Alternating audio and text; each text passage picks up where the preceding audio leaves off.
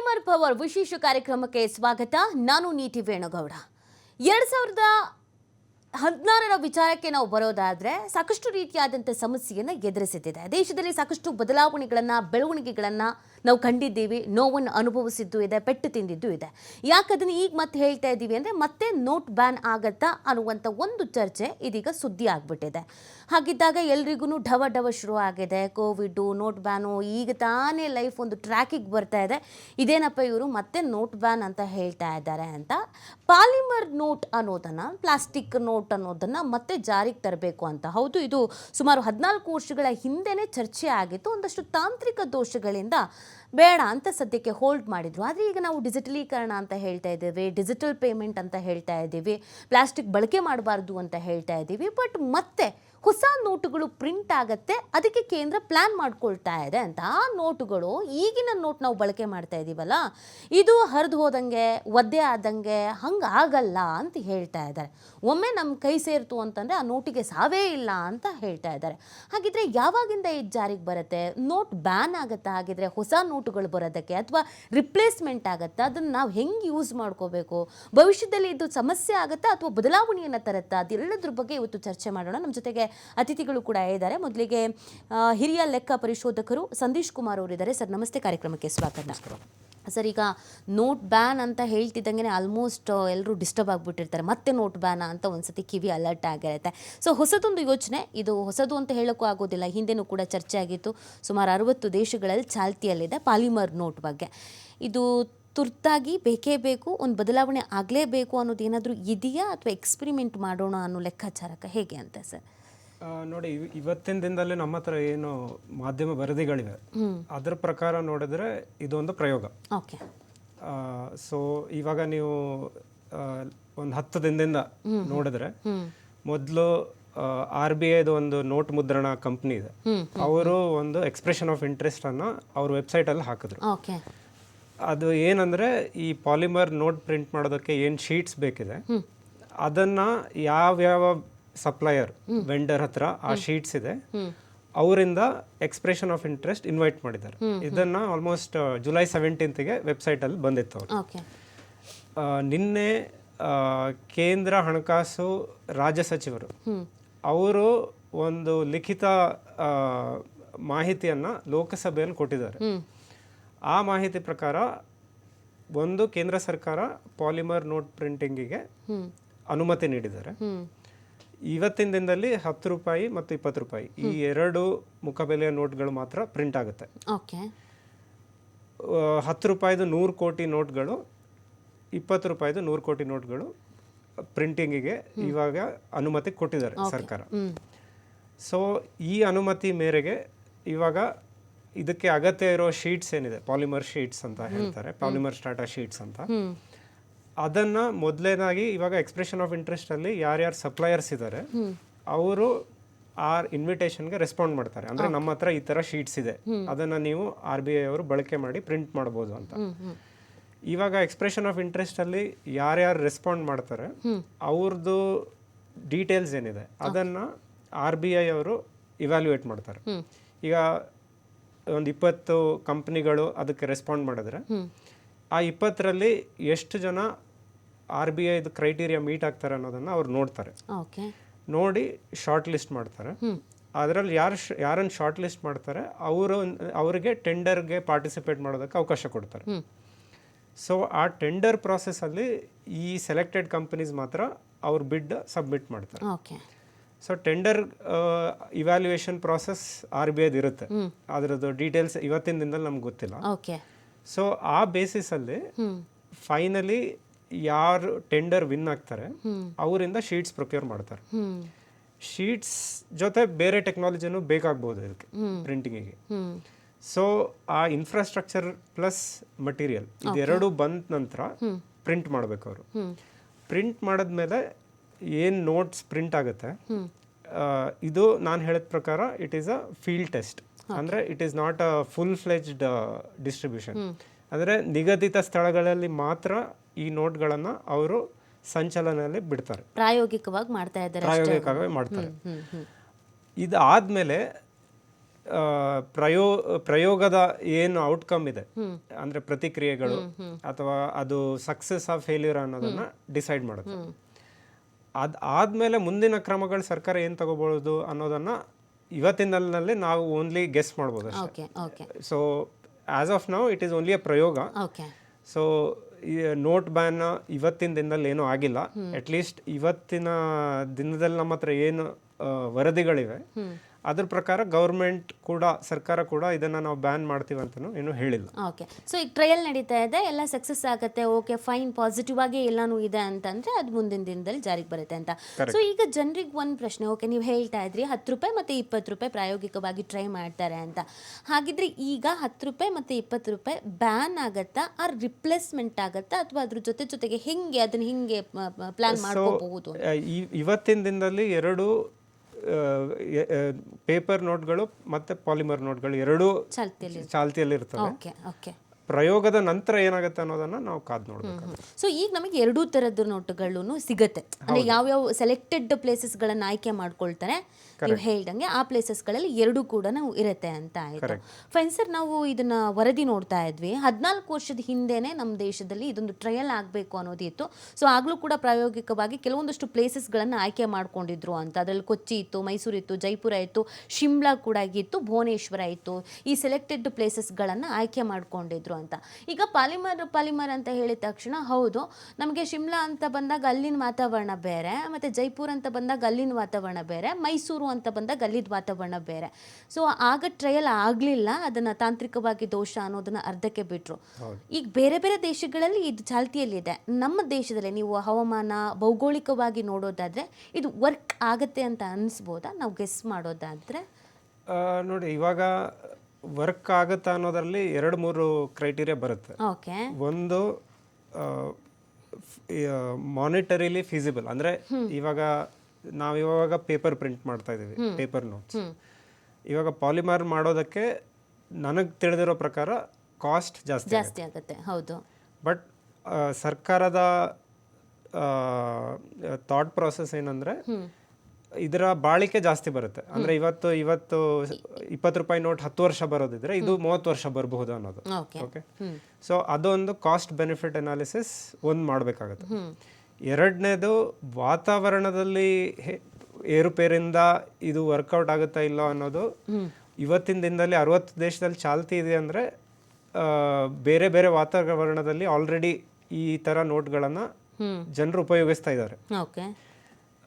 ವಾತಾವರಣದಿಂದ ಹೆಚ್ಚು ಕಡಿಮೆ ಆಗಬಹುದಾ ಅಥವಾ ಇದು ಬಾಳಿಕೆ ಬರ್ಬೋದಾ ಇಲ್ಲ ಅನ್ನೋದನ್ನ ನಾವು ಟ್ರಯಲ್ ಮಾಡಿದ್ಮೇಲೆ ಗೊತ್ತಾಗ್ಬೋದು. ಆದ್ರೆ 60 ದೇಶದಲ್ಲಿ ಇವತ್ತು ಮಾಡ್ತಾ ಇದ್ದಾರೆ ಅಂದ್ರೆ ನನ್ನ ಪ್ರಕಾರ ಮೋರ್ ಆರ್ ಲೆಸ್ ಬೇರೆ ಬೇರೆ ವೆದರ್ ಕಂಡೀಷನ್ ಅಲ್ಲಿ ಅದು ಆಲ್ರೆಡಿ ಸರ್ಪಾಸ್ ಆಗಿ ಆಲ್ರೆಡಿ ಯುಟಿಲೈಸೇಷನ್ ಅಲ್ಲಿ ಇದೆ.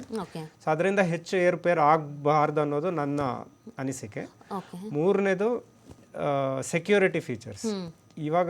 ಇವತ್ತಿನ ದಿನದಲ್ಲಿ ನಮ್ದು ಸೆಕ್ಯೂರಿಟಿ ಫೀಚರ್ಸ್ ಏನಿದೆ ನೋಟಲ್ಲಿ, ಅದಕ್ಕಿಂತ ಹೆಚ್ಚಿನ ಸೆಕ್ಯೂರಿಟಿ ಫೀಚರ್ಸ್ ಪಾಲಿಮರ್ ಅಲ್ಲಿ ಬರಬಹುದು ಅನ್ನೋದನ್ನ ನಾವು ವರದಿಯಲ್ಲಿ ನೋಡ್ತಾ ಇದ್ದೀವಿ. ಅದು ಎಷ್ಟರ ಮಟ್ಟಿಗೆ ಆಗುತ್ತೆ, ಎಷ್ಟರ ಮಟ್ಟಿಗೆ ಆಗಲ್ಲ ಅನ್ನೋದನ್ನ ನಾವು ನೋಡಿ, ನಾನು ಹೇಳಿದ ಪ್ರಕಾರ ಪ್ರಯೋಗದಲ್ಲಿ ಇದೆಲ್ಲ ಬರಬೇಕಾದಂತಹ ನಮ್ಮ ಮುಂದಿನ ವರದಿಗಳು. ನನ್ನ ಸಲಹೆ ಏನಂದ್ರೆ, ಇವಾಗ ಇದು ಪ್ರಯೋಗ. ಸೊ ನಾವು ಜನಸಾಮಾನ್ಯರು ಮುಕ್ತ ಮನಸ್ಸಿಂದ ಒಪ್ಕೊಳ್ಬೇಕಾಗುತ್ತೆ. ಆದ್ರೆ ಸರ್ಕಾರದ ನಮ್ಗೆ ಭಾರತಕ್ಕೆ ಈ ತರದೊಂದು ಎಕ್ಸ್ಪೆರಿಮೆಂಟ್ ಮಾಡೋದು ಅವಶ್ಯಕತೆ ಇದೆ ಅಂತ ಅನ್ಸುತ್ತೆ ಸರ್. ನೋಡಿ, ನಾರ್ಮಲಿ ಏನಾಗುತ್ತೆ, ನೀವು ಯಾವುದೇ ಟೆಕ್ನಾಲಜಿ ತಗೊಳ್ಳಿ, ಟೆಕ್ನಾಲಜಿ ಒಳ್ಳೇದು ಆಗ್ಬೋದು, ಕೆಟ್ಟದ್ದು ಆಗ್ಬೋದು. ಆದ್ರೆ ಉಪಯೋಗ ಮಾಡದೇ ಇದ್ರೆ ನಮ್ಗೆ ಗೊತ್ತಾಗಲ್ಲ ಅದು ಒಳ್ಳೇದಾ ಕೆಟ್ಟದಾ ಅಂತ.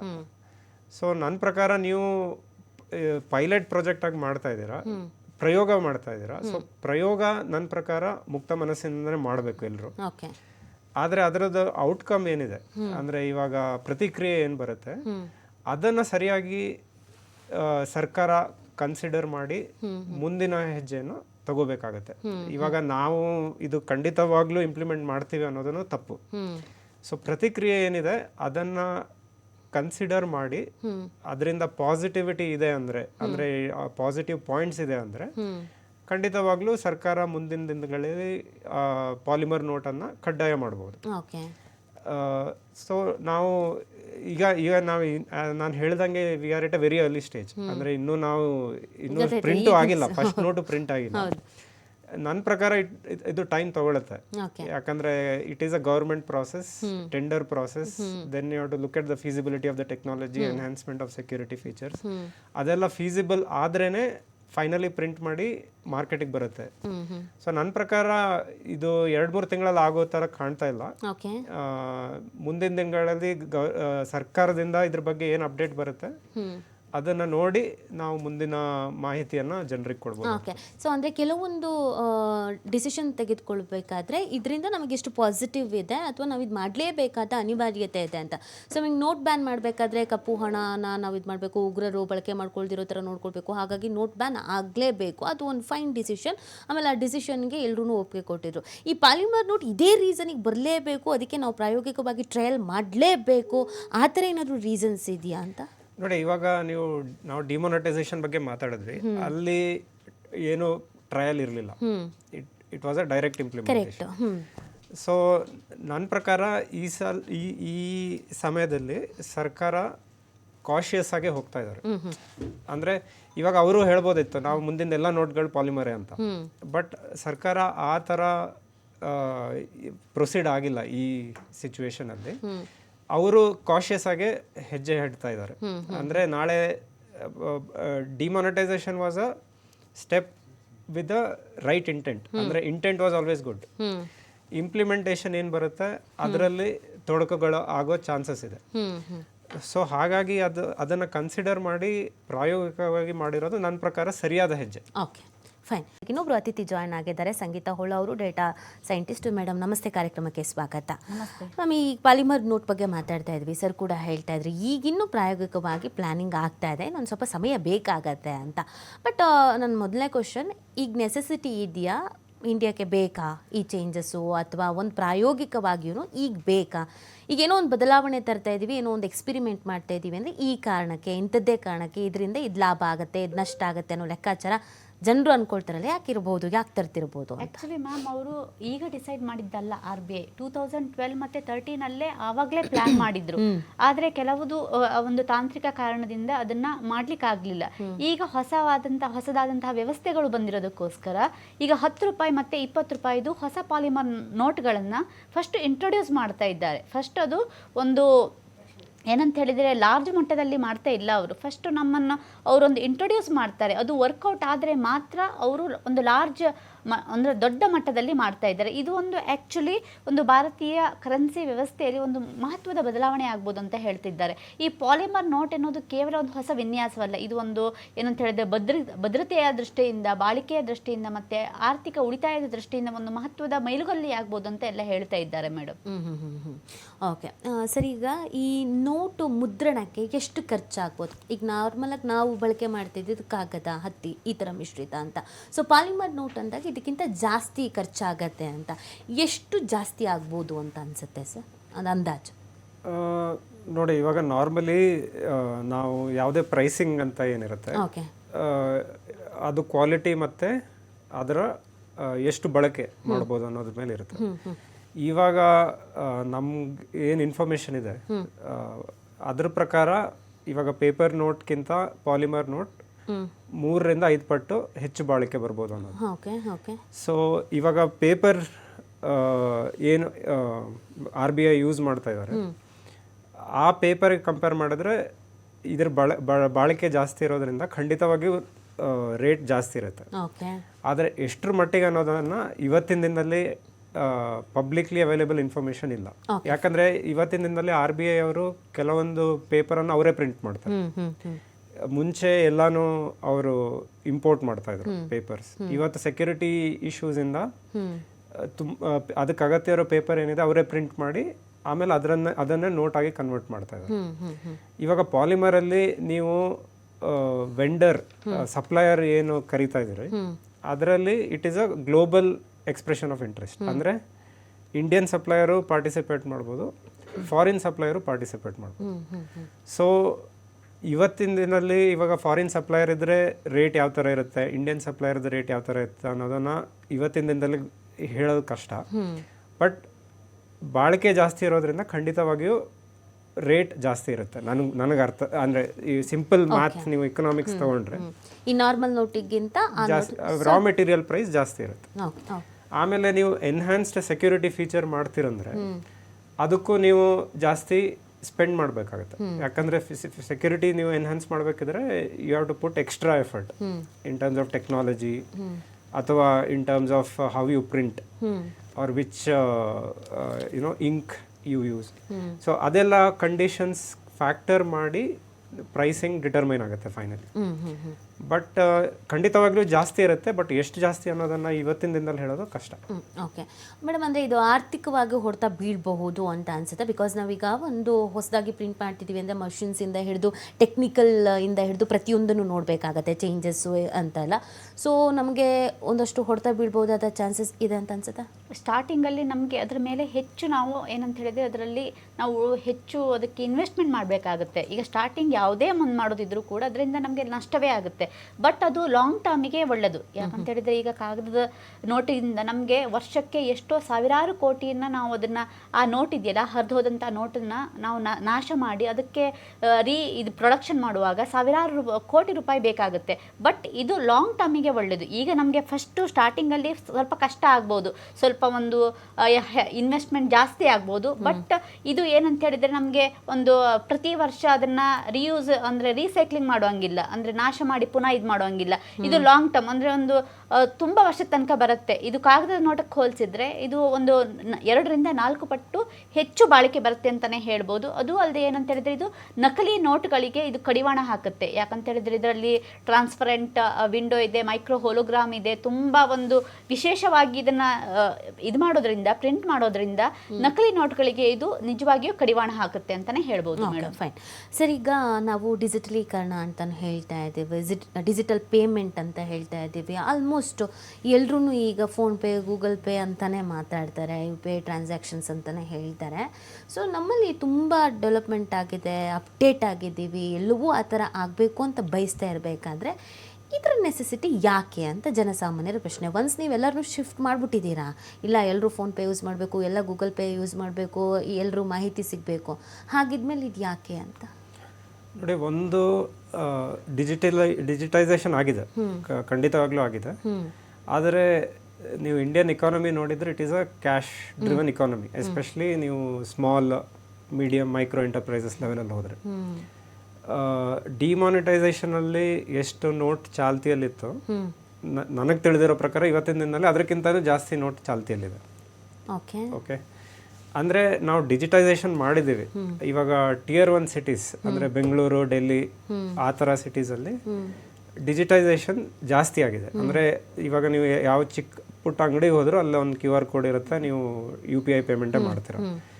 ಆದರೆ ನೀವು Tier 2, Tier 3 ಅಥವಾ ಹಳ್ಳಿಗಳ ಕಡೆ ಹೋದರೆ ಅಲ್ಲೂ ಬರ್ತಾ ಇದೆ, ಬಟ್ ಪೇಮೆಂಟ್ ಕ್ಯಾಶು ಆಗುತ್ತೆ ಪ್ಲಸ್ UPI ಆಗುತ್ತೆ. ಬಟ್ ಕ್ಯಾಶ್ ಕಾಂಪೊನೆಂಟ್ ನೀವು ಚಿಕ್ಕ ಸ್ಥಳಗಳಿಗೆ ಹೋದಂಗೆ ಕ್ಯಾಶ್ ಕಾಂಪೊನೆಂಟ್ ಜಾಸ್ತಿ ಆಗ್ತಾ ಹೋಗುತ್ತೆ. ಇವಾಗ ಈ ಪಾಲಿಮರ್ ನೋಟ್ ಬಂದಿದ್ದರಿಂದ I will not switch from UPI to cash. ನಾನು ಇವತ್ತು UPI ಮಾಡ್ತಾ ಇದ್ದೀನಿ, ಕ್ರೆಡಿಟ್ ಕಾರ್ಡ್ ಮಾಡ್ತಾ ಇದ್ದೀನಿ, ನಾನು ನೀವು ಬೆಂಗಳೂರಲ್ಲಿರೋದ್ರಿಂದ ನಾವು ಕಂಟಿನ್ಯೂ ಮಾಡ್ಬೋದು ಅದನ್ನೇ. ಅಂದರೆ ಇದು ಗ್ರಾಮೀಣ ಪ್ರದೇಶದ ಜನರಿಗೆ ಅಲ್ಲ, ಅಂದರೆ ಇವಾಗ ಇಂಡಿಯಾದಲ್ಲಿ 2 ಎಕಾನಮಿ ಇದೆ, ಒಂದು ಕ್ಯಾಶ್ ಎಕಾನಮಿ, ಒಂದು ಡಿಜಿಟಲ್ ಎಕಾನಮಿ. ಸೊ ನಾವೀಗ ಒಂದು ಫುಲ್ ಫ್ಲೆಡ್ಜ್ ಆಗಿ ಒಂದಕ್ಕೆ ಶಿಫ್ಟ್ ಆಗಬೇಕಲ್ವಾ? ಹಾಗೆ ಅಲ್ಲ, that is ideal situation. But ಇವತ್ತಿನ ದಿನದಲ್ಲಿ ಅದು ಮಾಡೋಕ್ಕಾಗ್ತದೆ. ಈಗ ಡಿಮಾನಿಟೈಸೇಷನ್ ಆದಾಗ, UPI ಬಂದಾಗ ಐಡಿಯಲಿ ಇವಾಗ ನಮ್ಮ ಕಾಮನ್ ಸೆನ್ಸ್ ಏನು ಹೇಳುತ್ತಂದ್ರೆ it should have been fully digital. ಹೌದು. ಬಟ್ ಇವತ್ತೀಗ 10 years ಆಗಿದೆ, ಆಲ್ಮೋಸ್ಟ್ 2016 ಡಿಮಾನಿಟೈಸೇಷನ್ ಆಗಿದೆ. But cash economy still there, ಇದು ಅದು ವರ್ಕ್ ಆಗ್ತಾ ಇದೆ. ಸೊ ನೀವು ಕ್ಯಾಶನ್ನು ಅಟ್ಲೀಸ್ಟ್ ನಾನು ನೋಡಿರೋ ಪ್ರಕಾರ ಇಕಾನಮಿಯಿಂದ ಕಂಪ್ಲೀಟ್ಲಿ ತೆಗಿಯೋಕ್ಕಾಗಲ್ಲ, ಎಸ್ಪೆಷಲಿ ಇನ್ ಅ ಕಂಟ್ರಿ. ಇದೊಂದು ಪ್ರಯತ್ನ. ಈಗ ನಾವು ತುಂಬ ಜನ ನಾವು ಡಾಟಾಬೇಸ್ ಮಾತಾಡ್ತೀವಿ ಅಂತ ಬಂದಾಗ ಇವಾಗೆಲ್ಲ ಫುಲ್ ಫೋನ್ಪೇ ರೀ, ಡಿಜಿಟಲ್ ರೀ, ಕ್ಯಾಶ್ಲೆಸ್ ಅಂತ ಹೇಳ್ತಾರೆ. ಅದು ನಾವು ಒಪ್ಕೊಳ್ಳೋದು ಕಷ್ಟ. ಹಾಗಾದರೆ ಅಂದ್ರೆ ಒಪ್ಕೊಂಡಿಲ್ಲ ನಮ್ಮ ದೇಶದ ಜನರು, ಸ್ವಲ್ಪ ಜನ ಒಪ್ಕೊಂಡಿದ್ದಾರೆ. ಬಟ್ ಇವನ್ ಟುಡೇ ಕ್ಯಾಶ್ ಏನು ಸರ್ಕ್ಯುಲೇಷನ್ ಅಲ್ಲಿ ಇದೆ, it is more than what it was in 2016. So ಆ ಡೇಟಾ ನಿಮ್ಗೆ ಏನು ಹೇಳುತ್ತಂದ್ರೆ ಇಂಡಿಯಾದಲ್ಲಿ ಕ್ಯಾಶ್ ಇಕಾನಮಿ ಎಕ್ಸಿಸ್ಟ್, ಅದನ್ನ ನೀವು ಆಲ್ ಟುಗೆದರ್ ತೆಗಿಯೋಕ್ಕಾಗಲ್ಲ. ಬಟ್ ಇದು ಪಾಲಿಮರ್ ನೋಟ್ ಬಂದಿದ್ರಿಂದ ಕ್ಯಾಶ್ ಇಕಾನಮಿ ಜಾಸ್ತಿ ಆಗುತ್ತಾ ಅನ್ನೋದು ನಿಮ್ಮ ಪ್ರಶ್ನೆ ಅಂತ ಇದ್ರೆ ನನ್ನ ಪ್ರಕಾರ ಆಗಲ್ಲ. ಯಾಕಂದ್ರೆ ಯಾರು ಡಿಜಿಟಲ್ ಯೂಸ್ ಮಾಡ್ತಾ ಇದ್ದಾರೆ, ಇವಾಗ ನೀವು ಮೇಡಮ್ ಯೂಸ್ ಮಾಡ್ತಿರ್ಬೋದು, ಇವಾಗ ಪಾಲಿಮರ್ ನೋಟ್ ಬಂತಂತ ನಾವು ಚೇಂಜ್ ಮಾಡಕ್ ಹೋಗಲ್ಲ. ಸೊ ನನ್ನ ಪ್ರಕಾರ ಆ ದಿಕ್ಕಿನಲ್ಲಿ ಕ್ಯಾಶ್ ಜಾಸ್ತಿ ಆಗಲ್ಲ ಅನ್ಸುತ್ತೆ ನನಗೆ. ಯಾರು ಯೂಸ್ ಮಾಡ್ತಾ ಇದ್ದಾರೆ, ಯಾರು ಕ್ಯಾಶ್ ಯೂಸ್ ಮಾಡ್ತಾ ಇದ್ದಾರೆ they will continue to use, ಅದು ಚೇಂಜ್ ಆಗಲ್ಲ. ಓಕೆ ಮೇಡಮ್, ಈಗ ಪ್ಲಾಸ್ಟಿಕ್ ನಿಷೇಧ ಮಾಡಬೇಕು, ಪ್ಲಾಸ್ಟಿಕ್ ಬಳಕೆ ಮಾಡಬಾರ್ದು, ಈ ಥರದ್ದೆಲ್ಲ ನಾವು ಕೇಳ್ತಾ ಇರ್ತೇವೆ. ಸೊ ನಿಮಗೆ ಈಗೇನು ಪಾಲಿಮರ್ ನೋಟು ಅಂತ ಬಂದಾಗ ಹೆಂಗೆ ಕಾನ್ಸೆಪ್ಟು, ನಾವು ಹೆಂಗೆ ಈಗ ನಾವು ಡಬಲ್ ಸ್ಟ್ಯಾಂಡರ್ಡ್ ಆಗಿರೋದಕ್ಕಾಗಲ್ಲ ಅಲ್ವಾ, ಒಂದಕ್ಕೆ ಸ್ಟಿಕ್ಕನ್ ಆಗಬೇಕು, ಒಂದಕ್ಕೆ ಸ್ಟ್ಯಾಂಡ್ ಆಗಬೇಕು. ಸೊ ಹೆಂಗೆ ಅಂತ ಅದ್ರ ಬಗ್ಗೆ ನಿಮ್ಮ ಆಕ್ಚುಲಿ ಏನು ಗೊತ್ತಾ, ಇದು ನಾವು ನಮ್ಮ ದೇಶದಲ್ಲಿ ಮಾತ್ರ ಅಲ್ಲ, ಆಲ್ರೆಡಿ 60ಕ್ಕಿಂತಲೂ ಜಾಸ್ತಿ ದೇಶದಲ್ಲಿ ಅದು ಆಲ್ರೆಡಿ ಬಳಕೆ ಮಾಡ್ತಾ ಇದ್ದಾರೆ. ಅಲ್ಲಿ ಅವರು ಸಕ್ಸಸ್ಫುಲ್ ಆಗಿದ್ದಾರೆ. ಅದಕ್ಕೋಸ್ಕರ RBI ಅವರು ಏನು ಹೇಳ್ತಿದ್ದಾರೆ ಅಂತ ಹೇಳಿದ್ರೆ, ವೈ ಕಾಂಟ್ ವಿ ಟ್ರೈ, ನಾವು ಯಾಕೆ ಟ್ರೈ ಮಾಡ್ಬೋದು. ಮತ್ತೆ ಯಾಕಂತ ಹೇಳಿದ್ರೆ ಅಲ್ಲಿ ರೀಸೈಕ್ಲಿಂಗ್ ಎಲ್ಲ ಇದೆ. ಅದು ನೀವು ಇದು ಪ್ಲಾಸ್ಟಿಕ್ ಅಂತ ಹೇಳಿದ್ರೆ ಇದು ಪ್ಯೂರ್ ಪ್ಲಾಸ್ಟಿಕ್ ಅಲ್ಲ, ಇದು ಅಂದ್ರೆ ಅದು ಕರೆಕ್ಟ್ ಆಗಿ ಪ್ಲಾನ್ ಮಾಡಿ ಮಾಡ್ತಾ ಇದ್ದಾರೆ. ಇದು ಏನಂತ ಹೇಳಿದ್ರೆ, ಇದು ಏನಂತ ಹೇಳಿದ್ರೆ ಒಂದು ಭಾರತದ ಕರೆನ್ಸಿ ವ್ಯವಸ್ಥೆಯಲ್ಲೇ ನಾನು ಹೇಳಿದ್ನಲ್ಲ ಸ್ಟಾರ್ಟಿಂಗ್ ಅಲ್ಲಿ ಒಂದು ಮಹತ್ವದ ಬದಲಾವಣೆ ಆಗುತ್ತೆ. ಅದು ಅಲ್ಲದೆ ಏನಂತ ಹೇಳಿದ್ರೆ ಈಗ ಮುಂದುವರಿದಂತಹ ದೇಶ, ಡೆವಲಪ್ಡ್ ಕಂಟ್ರಿ ಲೈಕ್ ಆಸ್ಟ್ರೇಲಿಯಾ ಇರ್ಬೋದು, ಕೆನಡಾ ಇರ್ಬೋದು, UK ಅಂತ ದೇಶದವರೇ ಬಳಸಿ ಯಶಸ್ವಿ ಆಗಿದ್ದಾರೆ ಅಂತ ಹೇಳಿದ್ಮೇಲೆ ವೈ ಕಾಂಟ್ ವಿ ಯೂಸ್. ಏನಂತ ಹೇಳಿದ್ರೆ ಪ್ಲಾಸ್ಟಿಕ್ ಅಂತ ಹೇಳಿದ್ರೆ ಅದಕ್ಕೆ ಒಂದು ಪರ್ಯಾಪ್ತವಾದಂತಹ ಒಂದು ಮತ್ತೊಂದು ವ್ಯವಸ್ಥೆಯು ಅವ್ರು ಮಾಡ್ಕೊಂಡಿರ್ತಾರೆ. Otherwise how they will suddenly move to plastic ban ಆಗ್ಬೇಕಂತಿದ್ದವರು ಯಾಕೆ ಅವ್ರು ಇದು ಮಾಡ್ತಾರೆ. It's not like that. ಏನೋ ಒಂದು ಅದಕ್ಕೆ ಮಹತ್ತರವಾದ ರೀಸನ್ ಇದೆ. ಅಂದ್ರೆ ಫೇಕ್ ನೋಟ್ಗಳನ್ನೆಲ್ಲ ಫಸ್ಟ್ ಬ್ಯಾನ್ ಮಾಡಬೇಕು, ಮತ್ತೆ ಅದರದ್ದು ಸಿಕ್ಕಾಪಟ್ಟೆ ಎಲ್ಲ ರೀಸನ್ ಇದೆ ಮ್ಯಾಮ್. ಅದು ಒಂದೇ ಇದಕ್ಕೆ ಅವ್ರು ಇದು ಮಾಡಲಿಲ್ಲ. ಫೈನ್. ತುಂಬ ಜನಕ್ಕೆ ಕನ್ಫ್ಯೂಷನ್ಸ್ ಕೂಡ ಇರ್ಬೋದು. ಪಾಲಿಮರ್ ನೋಟು ಅಂತ ಹೇಳ್ತಾ ಇದ್ದಾರೆ, ಹೆಂಗಿರತ್ತೆ ನೋಡೋದಕ್ಕೆ, ಅದನ್ನು ಹೆಂಗೆ ಯೂಸ್ ಮಾಡ್ಬೋದು ನಾವು. ಅಂದರೆ ನಾರ್ಮಲ್ ಈಗ ನಾವು ಬಳಕೆ ಮಾಡ್ತಾ ಇದ್ದೀವಲ್ಲ ನೋಟು, ನಮಗೆ ಭಾರತದಲ್ಲಿ ಅಥವಾ ನಾವು ಅಂತ ಬಂದಾಗ ನಮ್ಮ ಅಜ್ಜಿನೋ ನಮ್ಮ ಅಮ್ಮನೋ ಯಾವುದೋ ಡಬ್ಬಿ ಕೆಳಗಡೆ ಮಡ್ಚಿ ಇಟ್ಟಿರ್ತಾರೆ. ಇವನ್ ನಾವುಗಳಾದರೂ ಪರ್ಸಲ್ಲೋ ಬುಕ್ಸ್ಗಳಲ್ಲೋ ಎಲ್ಲೋ ಮಡ್ಚೆಲ್ಲ ಇಟ್ಕೊಂಡಿರ್ತೀವಿ. ಈ ಪಾಲಿಮರ್ ನೋಟ್ಗಳನ್ನು ನಾವು ಹಂಗೆ ಯೂಸ್ ಮಾಡೋಕ್ಕಾಗತ್ತಾನೆ. ನಾವು ಸ್ವಲ್ಪ ರಫ್ ಆ್ಯಂಡ್ ಟಫ್ ಆಗಿ ಯೂಸ್ ಮಾಡ್ತೀವಿ, ಬೇರೆ ದೇಶಗಳ ಥರ ಸ್ಟೈಲಾಗಿ ಯೂಸ್ ಮಾಡಲ್ಲ ಅನ್ನೋದು ಒಂದೇ ಇದೆ. ಸೊ ಇದು ಹರಿದೋಗ್ಬಿಡತ್ತಾ, ಅಥವಾ ಜಾಸ್ತಿ ದಿನ ಬಳಕೆ ಬರುತ್ತಾ, ಅಥವಾ ಮಡ್ಚಿಟ್ಟಾಗ ಅಲ್ಲಿ ಕಲರ್ ಶೇಡ್ ಆಗೋದು ಫೇಡ್ ಆಗೋದು ಈ ಥರದ್ದು ಏನಾದರೂ ಆಗತ್ತಾ, ಈ ಥರದ್ದು ಒಂಚೂರು ಕನ್ಫ್ಯೂಷನ್ಸ್ ಇದೆ. ನಾನು ನೋಟ್ಗಳನ್ನ ತೋರಿಸ್ತೀನಿ. ಅಂದರೆ ಈ ಪಾಲಿಮರ್ ನೋಟ್ಗೆ ಏನು ಚೇಂಜಸ್ ಬರುತ್ತೆ ಅಥವಾ ನಮ್ಮ ಇಲ್ಲಿನ ನೋಟ್ಗೆ ಏನು ಚೇಂಜಸ್ ಅಂತ ಅನಿಸುತ್ತೆ, ಆ ಪಾಲಿಮರ್ ನೋಟು ಹೆಂಗೆ ನಾವು ಬಳಕೆ ಮಾಡಬಹುದು ಅಂತ ನಾನು ಅದನ್ನು ಎಕ್ಸ್ಪ್ಲೇನ್ ಮಾಡೋದಕ್ಕಿಂತ ಮುಂಚೆ ಒಂದ್ಸತಿ ಸರ್ ನಿಮ್ಮ ಹತ್ರ ಮಾತಾಡ್ಬಿಡ್ತೀನಿ. ಈಗ ಪಾಲಿಮರ್ ನೋಟ್ ಅಂದಿದ ತಕ್ಷಣ ನಾನು ಆಗಲೇ ಹೇಳಿದೆ, ನಮ್ಮ ನೋಟ್ಗಳನ್ನು ನಾವು ಹೆಂಗೆ ಬಳಕೆ ಮಾಡ್ತೀವಿ ಅನ್ನೋದು ಗೊತ್ತಿರೋ ವಿಚಾರ. ಮನೇಲಿ ಯಾವುದೋ ಸಕ್ಕರೆ ಡಬ್ಬಿಯಿಂದ ತೊಗೊಬಂದು ಕೊಡೋದಿದೆ, ಅಥವಾ ಪರ್ಸಲ್ಲಿ ಮಡ್ಚಿ ಯಾರಿಗೂ ಕಾಣ್ದಿದ್ದಂಗೆ ಇಟ್ಕೊಳ್ಳೋದಿದೆ. ಸೊ ನಾವು ನಮ್ಮಂಥ ಭಾರತದಂಥ ದೇಶದಲ್ಲಿ ಜನಸಾಮಾನ್ಯರು ಆಲ್ಮೋಸ್ಟ್ ಈ ಥರನೇ ನೋಟ್ ಯೂಸ್ ಮಾಡ್ತಾರೆ. ಪಾಲಿಮರ್ ನಮ್ಗೆ ಒಂಚೂರು ಕಷ್ಟ ಆಗ್ಬೋದಾ ಮೇಂಟೈನ್ ಮಾಡೋದಕ್ಕೆ, ಹೆಂಗಿರ್ಬೋದು ಅದ್ರ ಡಿಸೈನ್ ಯಾವ ಥರ ಇರಬಹುದು ಅಂತ? ನೋಡಿ, ಇವತ್ತಿನ ದಿನದಲ್ಲಿ ನಮ್ಮ ಮನೇಲಿ ಪೇಪರ್ ಬ್ಯಾಗ್ ಇರುತ್ತೆ ಪ್ಲಸ್ ಪ್ಲಾಸ್ಟಿಕ್ ಬ್ಯಾಗ್ ಇರುತ್ತೆ. ನೀವು ಪೇಪರ್ ಬ್ಯಾಗ್ ಯೂಸ್ ಮಾಡಿದ್ರೆ ಮೇ ಬಿ 5 ಸಲ ಮಾಡ್ಬೋದು, 10 ಸಲ ಮಾಡ್ಬೋದು. ಆಮೇಲೆ ನಾರ್ಮಲಿ ಹರಿದೋಗುತ್ತೆ ಅಥವಾ ನೀವು ಯೂಸ್ ಮಾಡೋ ಥರ ಇರಲ್ಲ ಅದು. ಅದೇ ನೀವು ಪ್ಲಾಸ್ಟಿಕ್ ಬ್ಯಾಗ್ ತೊಗೊಂಡ್ರೆ ಮೇ ಬಿ ನೀವು ಒಂದು 50 ಸಲ ಯೂಸ್ ಮಾಡ್ಬೋದು ಅದು ಹರಿದೋಗೋ ಮುಂಚೆ. ನೀವು ಅದೇ ಲಾಜಿಕ್ ಅನ್ನ ಇಲ್ಲ ಎಕ್ಸ್ಟೆಂಡ್ ಮಾಡಿದ್ರೆ, ಇವಾಗ ನಾವು polymer is nothing but plastic. So ಇವಾಗ ನಾವು ಪ್ಲಾಸ್ಟಿಕ್ ಅನ್ನ ನನ್ನ ಪ್ರಕಾರ ಬಾಳಿಕೆ ಜಾಸ್ತಿ ಬರಬೇಕು. ಅಂದ್ರೆ ನೀವು ಡಬ್ಬದಲ್ಲಿ ಇಟ್ಟರು ಅದು ಹಾಳಾಗಬಾರ್ದು. ಸೊ ಲಾಜಿಕಲಿ ನನ್ನ ಪ್ರಕಾರ it should have a better life compare to paper note. But ಇವತ್ತಿನ ದಿನದಲ್ಲಿ ನಾವು ಓನ್ಲಿ ಗೆಸ್ ವರ್ಕ್ ಮಾಡ್ಬೋದು, ಯಾಕಂದ್ರೆ ನಮ್ಗೆ ಗೊತ್ತಿಲ್ಲ how it looks like. But ನನ್ನ ಪ್ರಕಾರ logically it should have a better longer longevity in terms of shelf life. Paper ನೋಡಿ ಕಂಪೇರ್ ಮಾಡಿದ್ರೆ ಬಾಳಿಕೆ ಜಾಸ್ತಿ ಬರ್ಬೋದು, ರಫ್ ಅಂಡ್ ಟಫ್ ಆಗಿ ಯೂಸ್ ಮಾಡ್ಬೋದು. ಅದ್ರ ಬಗ್ಗೆ ಏನು ವರಿ ಮಾಡೋದು ಬೇಡ ಅಂತ. ಈಗ ಸದ್ಯಕ್ಕೆ ನಮಗೆ ಪಾಲಿಮರ್ ಅಂತ ನಾವು ನೋಡಿದಾಗ ಇನ್ನು ಬಂದಾಗಲೇ ನಾವು ಪೇಪರ್ ಮತ್ತೆ ಪ್ಲಾಸ್ಟಿಕ್ ಅಂತ ಲಾಜಿಕ್ ತಗೊಂಡ್ರೆ plastic is always durable compare to paper. So ಆ ಲಾಜಿಕ್ ಅನ್ನ ನೀವು ಎಕ್ಸ್ಟೆಂಡ್ ಮಾಡಿದ್ರೆ ಖಂಡಿತವಾಗಿಯೂ ಅದನ್ನ ಜಾಸ್ತಿ ಉಪಯೋಗಿಸಿ. Okay fine. ನಾನು ಪಾಲಿಮರ್ ನೋಟ್ ಹೇಗಿರುತ್ತೆ ಅಂತ ಒಂದು ಕ್ವಶನ್ಸ್ ಇರ್ಬೋದು ವೀಕ್ಷಕರಿಗೆ. ನೋಡಿ, ಇದು ನನ್ನ ಕೈಲಿ ಇದೆಯಲ್ಲ, ಇದು ಪಾಲಿಮರ್ ನೋಟು. ಸೊ ಇದು ನಿಮಗೆ ಮಡಚಬಹುದಾ ಅಥವಾ ಸ್ಟ್ರೈಟಾಗೇ ಇಟ್ಕೊಳ್ಬೇಕಾ, ಈ ಥರದ್ದೆಲ್ಲ ಕ್ವಶನ್ಸ್ ಇರುತ್ತೆ. ಯೂಶಲಿ ಈಗಿನ್ನೂ ಸ್ಟಾರ್ಟ್ ಆಗಿದೆ ಆಯಿತಾ ಚರ್ಚೆಗಳು. ಬಟ್ ನಮ್ಮಲ್ಲಿ ಒಂದು ಬ್ಯಾನ್ ಅಂತೆ ಅಂತ ಹಬ್ಕೊಬಿಡುತ್ತಲ್ಲ, ಟೆನ್ಷನ್ ಶುರು ಆಗಿಬಿಡುತ್ತೆ. ಈಗ ಮನೇಲಿ ಮೂಲೆಯಲ್ಲಿರೋ ನೋಟ್ನೆಲ್ಲ ಆಲ್ಮೋಸ್ಟ್ ಎಲ್ಲರೂ ಹುಡ್ಕಕ್ಕೆ ಶುರು ಮಾಡಿರ್ತಾರೆ. ಅಯ್ಯೋ ಬ್ಯಾನ್ ಆಗಿಬಿಟ್ರೆ ಏನು ಮಾಡೋದು, 10 ರೂಪಾಯಿ 20 ರೂಪಾಯಿ ಅಂತ. ಸೊ ಈ ಪಾಲಿಮರ್ ನೋಟ್ ಹೇಗಿರುತ್ತೆ ಅಂತಂದರೆ ಹೀಗಿರುತ್ತೆ. ನೀವು ನಮ್ಮ ನೋಟನ್ನು ಮಡಚ್ಬೋದೋ, ಇದನ್ನು ಮಡ್ಚೋಕ್ಕಾಗತ್ತಾ ಇಲ್ವಾ ಅಂತ ಬಂದಾಗ ಇಲ್ಲ, ನಾರ್ಮಲ್ ಆಗಿ ಹೇಗೆ ಬಳಕೆ ಮಾಡ್ಬೋದು, ನಾವು ಈ ನೋಟನ್ನು ಹೇಗೆ ಮಾಡ್ತೀವಿ ಅದೇ ಥರ ಬಳಕೆ ಮಾಡ್ಬೋದು. ಸೊ ಇದು ಈಗ ನಾವು ಬಳಕೆ ಮಾಡ್ತಾ ಇರೋ ನೋಟ್ ಅಲ್ವಾ, ಇದು ಹೇಗಿದೆಯೋ ಸ್ವಲ್ಪ ನಾವು ಇದನ್ನು ತುಂಬ ನೀಟಾಗಿ ನೋಡ್ಕೊಳ್ಬೇಕಾಗತ್ತೆ. ಹರಿದು ಹೋಗ್ಬಿಡುತ್ತೆ ಇನ್ನೊಂದು ಮತ್ತೊಂದು ಅಂತ. ಸೊ ಪಾಲಿಮರ್ ಅಂತ ಬಂದಾಗ ಈ ಥರ ಇರುತ್ತೆ ಅಂತ. ಸರಿ, ಫೈನ್. ಸರಿ, ಈಗ ಸಾಮಾನ್ಯವಾಗಿ ಪ್ರಶ್ನೆಗಳಿಗೆ ಏನಿರುತ್ತೆ ಅಂತಂದಾಗ ನಾವು ಈ ನೋಟ್ಗಳನ್ನು ಬಳಕೆ ಮಾಡೋದು ಅಥವಾ ಇದು ಜಾರಿಗೆ ಬರೋದು, ಚಾಲ್ತಿಗೆ ಬರೋದು ಇದು ಸೆಕೆಂಡ್ರಿ. ಈಗ ನಾವು ಹೋಲ್ ಒಂದು ಸಿಸ್ಟಮ್ನೇ ಚೇಂಜ್ ಮಾಡ್ಕೊಂಡು ಬರಬೇಕಾ ಅನ್ನೋದೊಂದು ಜನಸಾಮಾನ್ಯ ಪ್ರಶ್ನೆ. ಯಾಕೆ ಅಂದರೆ ATM ಮಷಿನ್ಸ್ ಆಗಿರ್ಬೋದು, ಅಥವಾ ದುಡ್ಡು ಎಣಿಸುವಂಥ ಮಷಿನ್ಸ್ಗಳಾಗಿರ್ಬೋದು, ಅಥವಾ ದುಡ್ಡು ತಯಾರಿಕೆ ಮಾಡುವಂಥ ಮಷಿನ್ಸ್ಗಳಾಗಿರ್ಬೋದು, ಎಲ್ಲವನ್ನೂ ಬದಲಾವಣೆ ಮಾಡ್ಕೊಳ್ಬೇಕಾಗತ್ತಾ ಅಂತ. ಬಿಕಾಸ್ ಈಗಿರೋದು ನಮ್ಮ ಕಾಗದದ ನೋಟಿಗೆ ತಕ್ಕಂತೆ ವ್ಯವಸ್ಥೆಯನ್ನು ಮಾಡಿರ್ತಾರೆ, ಡಿಸೈನನ್ನು ಮಾಡಿರ್ತಾರೆ. ಸೊ ಈಗ ಪಾಲಿಮರ್ ನೋಟು ಅಂತಂದರೆ ನಿಮಗೆ ಇದು ಸಕ್ಸಸ್ ಆಯಿತು ಅಂತ ಅಂದರೆ ಎಲ್ಲವನ್ನೂ ಚೇಂಜ್ ಮಾಡ್ಕೊಂಡು ಬರಬೇಕಂತ ಆರ್ಥಿಕ ಹೊಡೆತ ಬಿದ್ದಂಗೆ ಆಗಲ್ವಾ, ಹೊರೆ ಅನ್ಸಲ್ವಾ? ಇವಾಗ ಆರ್ಥಿಕ ಹೊರೆಯನ್ನು ನೀವು ಮೊದಲು RBI ಪಾಯಿಂಟ್ ಆಫ್ ವ್ಯೂ ಅಲ್ಲಿ ನೋಡಬೇಕಾಗುತ್ತೆ. ಖಂಡಿತವಾಗಿಯೂ ಅವರು ಪಾಲಿಮರ್ ನೋಟ್ ಪ್ರಿಂಟ್ ಮಾಡಬೇಕಂದ್ರೆ ಅವ್ರಿಗೆ ಇನ್ವೆಸ್ಟ್ಮೆಂಟ್ ಇದ್ದೇ ಇರುತ್ತೆ. ಅದು ನಾನು ಹೇಳ್ದಂಗೆ ಇಂಕ್ ಇರ್ಬೋದು ಅಥವಾ ಮಷಿನ್ ಇರ್ಬೋದು, ಪಾಲಿಮರ್ ಶೀಟ್ಸ್ ಅಂತೂ ಬೇಕೇ ಬೇಕು. ಅದೇ ಥರ ಬೇರೆ ಟೆಕ್ನಾಲಜಿ ಅಪ್ಗ್ರೇಡೇಷನ್ ಅಂದರೆ ಸೆಕ್ಯೂರಿಟಿ ಫೀಚರ್ ಅಪ್ಗ್ರೇಡೇಷನ್ಗೆ ಖಂಡಿತವಾಗ್ಲೂ ಅವ್ರಿಗೆ ಬರ್ಡನ್ ಆಗೇ ಆಗುತ್ತೆ. ಮೇಡಮ್ ಹೇಳಿದ್ರು it is a 1-time expense but long term benefit ಅಂತ. ಸೊ ಇವಾಗ ಸರ್ಕಾರ ಆ ರೂಪದಲ್ಲೇ ಅದನ್ನು ನೋಡ್ತಾರೆ. ಇವಾಗ RBI ಬಿಟ್ಟು ನೀವು ಬೇರೆ ನೋಡಿದ್ರೆ ಇವಾಗ ಬ್ಯಾಂಕ್ಸ್ಗಳಿವೆ, ಅವ್ರಿಗೆ ಇವಾಗ ನೋಟ್ ಡಿಟೆಕ್ಷನ್ ಮೆಷಿನ್ಸ್ ಅದೆಲ್ಲ ಖಂಡಿತವಾಗ್ಲೂ ಅಪ್ಗ್ರೇಡ್ ಆಗಬೇಕಾಗುತ್ತೆ. ನೋಟ್ ಕೌಂಟಿಂಗ್ ಮೆಷಿನ್, ಈಗ paper thickness is different from polymer thickness. So ಅದೆಲ್ಲ ಅಪ್ಗ್ರೇಡೇಷನ್ ಆಗಬೇಕಾಗುತ್ತೆ. ಇವಾಗ ಅದರಲ್ಲೂ 2 ಪಾಸಿಬಿಲಿಟಿ ಇದೆ. ಒಂದು ಪಾಸಿಬಿಲಿಟಿ ಏನಂದ್ರೆ ಈಗ ಇದ್ದಿರೋ ಮೆಷಿನ್ ಅನ್ನ vendor can upgrade to detect polymer plus paper, ಅಥವಾ ಪಾಲಿಮರ್ಗೆ ಅವ್ರು ಸಪ್ರೇಟ್ ಆಗಿ ಮೆಷಿನ್ನೇ ತರಬೇಕಾಗುತ್ತೆ. ಅಂದರೆ ಇವಾಗ paper is not compatible paper machine. So polymer machines polymer note detection machines ಏನಿದೆ ಅದಕ್ಕೆ ಸಪ್ರೇಟ್ ಆಗಿ ಮೆಷಿನ್ಸನ್ನು ತರಬೇಕಾಗ ಅವಶ್ಯಕತೆ ಬರಬಹುದು. ಬಟ್ ಲಾಜಿಕಲಿ ನಾನು ನೋಡೋದಿದ್ರೆ ಬೇರೆ ಮೆಷಿನ್ ಬೇಕಾಗ್ಬೋದು. ಯಾಕಂದರೆ it is a different kind of paper compare to the current notes. ಒಂದು ಲೆಕ್ಕದಲ್ಲಿ it is a cost, but ಇನ್ನೊಂದು ಲೆಕ್ಕದಲ್ಲಿ ನೀವು ನೋಡಿದ್ರೆ ಇಟ್ ಈಸ್ ಅ ನ್ಯೂ, ಅಂದರೆ there will be more manufacturing. So ಇಕಾನಮಿಗೆ ಒಂದ್ ಕಡೆ ಹೊಡೆತ ಬಿದ್ದರೆ ಇನ್ನೊಬ್ರು ಯಾರೋ ಬೆನಿಫಿಟ್ ಆಗ್ತಾರೆ. It is always the same, one is a buyer, the other is a seller. So seller will always benefit. So ಹಾಗಾಗಿ ಅಷ್ಟೇನು ಎಡ್ವರ್ಸ್ ಆಗಿ ನಮ್ಮ ಇಕಾನಮಿಗೆ ಹರ್ಟ್ ಆಗಲ್ಲ.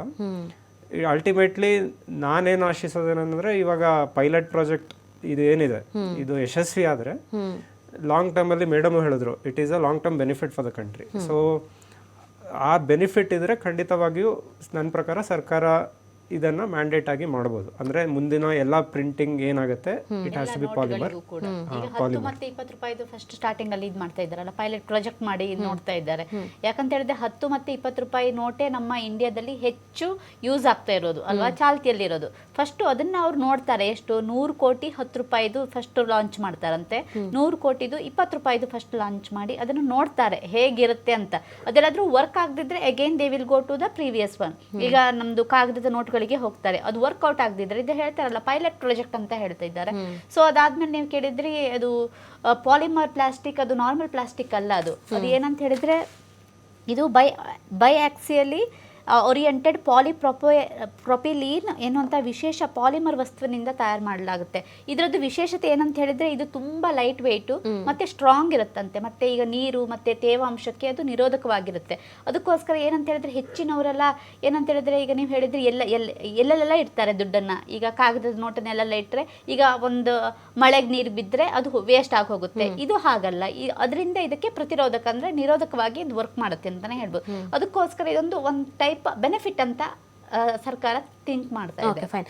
ಈಗ ನಮಗೆ ಬೇರೆ ಬೇರೆ ದೇಶಗಳಲ್ಲೆಲ್ಲ ಚಾಲ್ತಿಯಲ್ಲಿದೆ ಅಂತ ಅಂದಾಗ, ಆಸ್ಟ್ರೇಲಿಯಾ ಬೇರೆ ಬೇರೆ ಕಡೆಯಲ್ಲ ಇದೆ ಅಂತ ಅಂದಾಗ, ಸೊ ನಮ್ಮ ದೇಶದ ಮನಸ್ಥಿತಿ ಆಗಿರ್ಬೋದು ಅಥವಾ ಕಲ್ಚರ್ ಆಗಿರ್ಬೋದು ಇದು ಬೇರೆ ಬೇರೆನೇ ಇರುತ್ತೆ.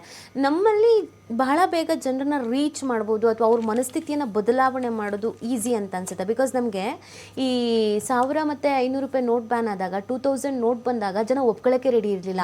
ಅಯ್ಯೋ 2000 ಕೈ ತುಂಬ ಎಣಿಸ್ತಿದ್ವಿ, ಇದೊಂದು ನೋಟ ಈ ಕಲರ ಆ ಥರನ ಇನ್ನೊಂದು ಅದನ್ನ ಅಡ್ಜಸ್ಟ್ ಆಗಕ್ಕೆ ಸುಮಾರು ಟೈಮ್ ಬೇಕಾಯಿತು. ಸೊ ಈ ಪಾಲಿಮರ್ ನೋಟ್ ಅಂದಾಗ ಜನರಿಗೆ ಅದು ರಿಜಿಸ್ಟರ್ ಆಗಬೇಕು, ಈವನ್ ಅವರಿಗೆ ಅರ್ಥನೂ ಅವರಿಗೆ ಡೈಜೆಸ್ಟ್ ಆಗೋದು ಫಸ್ಟ್ ಕಷ್ಟ ಆಗುತ್ತೆ. ಯಾಕಂತ ಹೇಳಿದ್ರೆ ಯಾವುದೇ ಆಗಲಿ, ಯಾವುದೇ ಹೊಸ ಸಿಸ್ಟಮ್ ಬಂದಾಗ ಎಲ್ಲರಿಗೂ ಕಷ್ಟ ಆಗುತ್ತೆ. ಅದು ಕಾಲ ಕ್ರಮೇಣ ಅದು ನಮ್ಗೆ ಏನಾಗುತ್ತೆ, ರೂಢಿಯಾಗಿ ಹೋಗುತ್ತೆ. ಈಗ ಸ್ಟಾರ್ಟಿಂಗ್ ಅಲ್ಲಿ ನಮ್ಗೆ ಡಿಜಿಟಲ್ UPI ಪೇಮೆಂಟ್ ಬಂದಾಗ್ಲೂ ಕೂಡ ಎಲ್ಲರೂ ಅಪೋಸ್ ಮಾಡಿದ್ರು. ಬಟ್ 10 ವರ್ಷ ಆಯ್ತು, ಈಗ ಎಲ್ಲರೂ ಯೂಸ್ ಮಾಡ್ತಾ ಇದ್ದಾರೆ. ಈಗ ನೋಡಿ, ಕೆಲವರಿಗೆ ಈಗ ಕ್ಯಾಶ್ ಇಲ್ದಿದ್ರೆ ಅಕೌಂಟ್ ಅಲ್ಲಿ ದುಡ್ಡು ಇದೆಯಲ್ವಾ, ಸೊ ಅದು ನೆಮ್ಮದಿ ಇರುತ್ತೆ. ಈಗ ಎಲ್ಲಿ ಹೋದ್ರು, ಈಗ ಸರ್ ಹೇಳಿದ್ರು ಟೈರ್ 1 ಸಿಟಿ ಲೈಕ್ ಮುಂಬೈ ಇರ್ಬೋದು, ಡೆಲ್ಲಿ ಇರ್ಬೋದು, ಬ್ಯಾಂಗ್ಳೂರಲ್ಲಿ ಅದು ಹೆಚ್ಚು ವರ್ಕ್ ಆಗುತ್ತೆ. ಬಟ್ ಓಕೆ, ಕೆಲವುದು ಹಳ್ಳಿ ಪ್ರದೇಶಗಳಲ್ಲಿ ಹೆಚ್ಚು ವರ್ಕ್ ಆಗೋದಿಲ್ಲ ಬಿಟ್ರೆ ಮೋಸ್ಟ್ ಆಫ್ ದ ಸಿಟಿಯಲ್ಲಿ ಇಂಡಿಯಾದಲ್ಲಿ ವರ್ಕ್ ಆಗುತ್ತೆ. ಯಾಕೆ, ಆಫ್ಟರ್ 10 ಇಯರ್ಸ್. ಈಗ ಫಸ್ಟ್ 1 ಇಯರ್ ಅಲ್ಲೇ ಅದು ಸಕ್ಸಸ್ ಆಗ್ಲಿಲ್ಲ. ಯಾವುದೇ ಒಂದು ಇದು ಕೂಡ ಮಾಡ್ಬೇಕಾದ್ರೆ ಟೈಮ್ ಬೇಕಾಗುತ್ತೆ. ಸೊ ಈಗ ಫಸ್ಟ್ ಜನರು ಅದನ್ನ ಎಕ್ಸೆಪ್ಟ್ ಮಾಡಲ್ಲ.